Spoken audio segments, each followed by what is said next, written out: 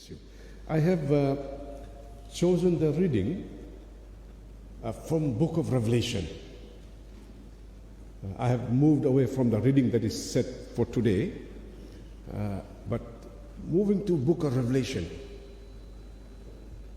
Book of Revelation was written at a time when Christians were going through persecution. Christians were persecuted because they were Christians. Christians could not defend themselves, even at a time when they were right. They were sentenced to death. A lot of Christians were getting into hiding to save their children, save their lives. Some Christians, they gave up Christianity to save their family. It was life and death. You choose Jesus, you choose death. You want to choose life, you walked free.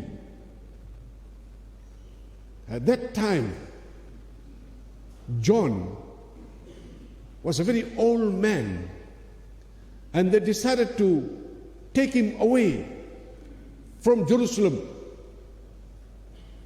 And they put him in one island known as Patmos.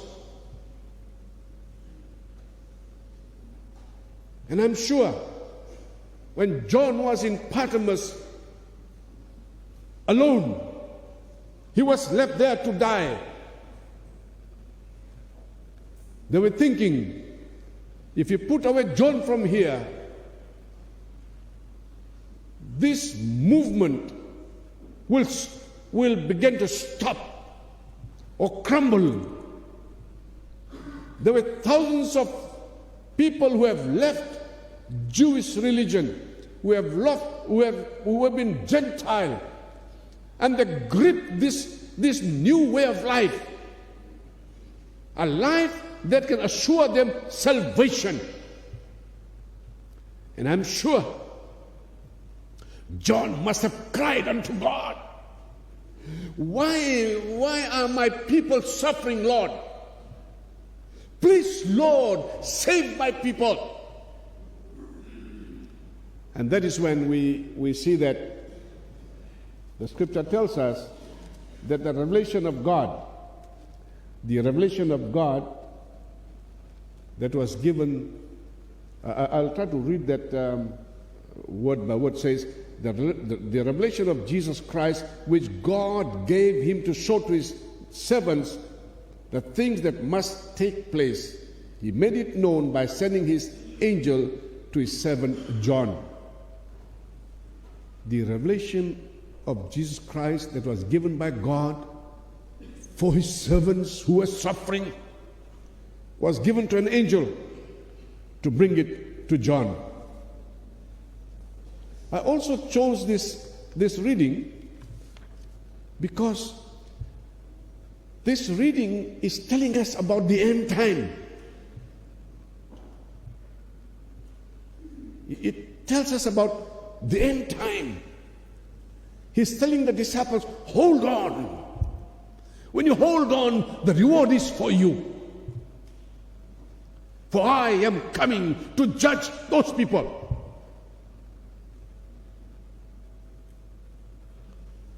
I also chose this reading because what is happening around the world? So many troubles. I don't want to name the country in case they hear outside and they throw stone at me. Yes, flood. The sense that never happened. It's history that flood has come here.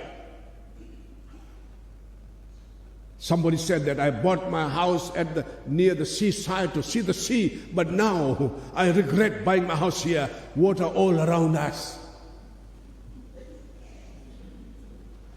People are dying hungry. In some countries, they are famine. The animals and the people, they drink from the same pool that is drying, and soon there will be no water. The war, people fighting each other. My Taltalangase in my mission field was saying that we are worse than cannibal people. We are now killing our own people and burying them. Troubles that are surrounding the world is giving us a clear indication that end is coming near. The book of Revelation is though very hard to understand, but I tell you, it prepares our life.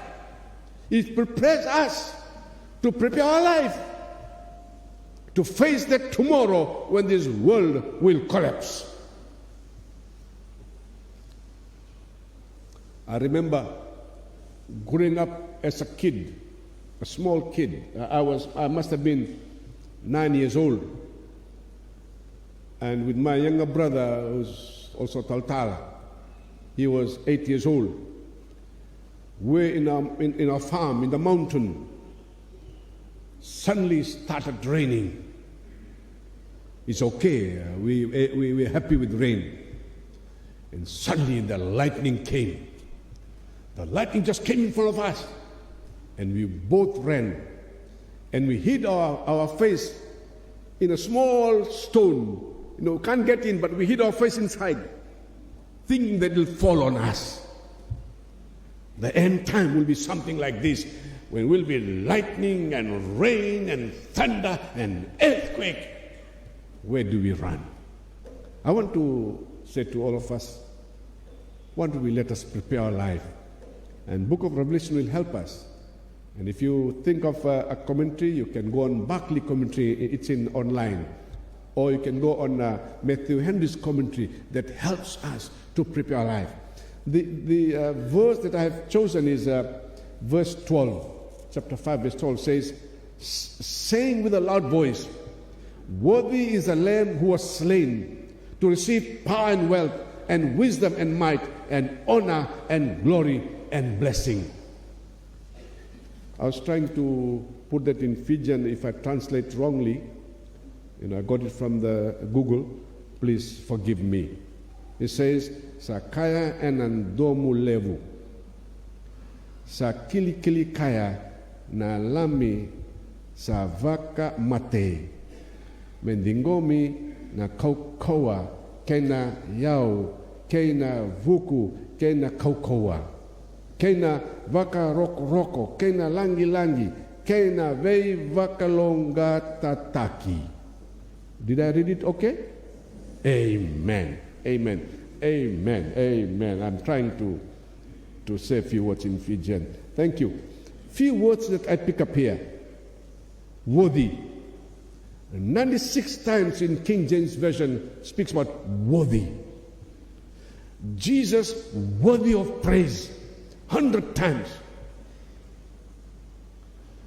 The theme that I'd like to share with us is glory be to Jesus. Or praise Jesus, or praise the Lord. Lamb or Lamb of God is 101 times. The Lamb represents Christ as both suffering and triumph. His suffering gave him triumph, gave him victory. The Lord Jesus is a Lamb slain, is worthy to receive power and wealth, and wisdom, and might, and honor, and glory, and blessings. Name Jesus tells us who Jesus is. Jesus being the Lamb of God. Why lamb? The Jewish people used to sacrifice lamb for their sins. Year after year, month after month, in every situation, in every festival, they had to sacrifice animal, they had to sacrifice lamb for their sins, to say, God, how sorry I am, please forgive me. And here, Jesus is the lamb that was slain for the forgiveness of our sins. because he is the royal descendant of King David. The main purpose of sharing the blood of Jesus Christ is certification of righteousness and free. Jesus died so that he can bring us closer to God. He became the bridge. I was telling us last time that, he's the key. He's the key. And when we are soaked by the blood of Jesus Christ, when we are baptized in his holy name, when we receive Jesus, our personal Savior, he is the key. And he gives us the way to the kingdom of God, to heaven. He was a perfect sacrifice. He puts us right with God. No matter what we do for our sins, we cannot substitute anything to say to God, I am sorry. It is only through the blood of Jesus Christ that we are forgiven. He is the Son of God, the second person in the Trinity. He is the righteous of the Father's glory and is worthy to be glorified. The revelation of Jesus is received by John, the servant of God. It's given to the 7 churches. Why 7 churches? 7 is perfect. The word 7 is used so that the enemies would not know that they were talking about to all the Christians. When the message came, 7 churches, it meant the universal church. The message was for them. John tells us that I was in the Spirit on the Lord's day. In chapter 1 verse 10 says, I was in the Spirit on the Lord's day, and I heard behind me a loud voice like a trumpet. Write these things. And this message is for the 7 churches. And then, when John recognized it was Jesus, in verse 7 it says, when I saw him, he heard the voice. And the voice was coming like a trumpet. Christ was speaking. But when he saw Jesus, he said, I fell at his feet as though dead. John was very close to Jesus. We're told that they were good friends. They sat together, they talked together. They were very good friends. But when John saw him this time, he was a different Jesus. He was a glorified Jesus. From him came the power. He was shining, and he was somebody different this time. He was glorified of God. Yes.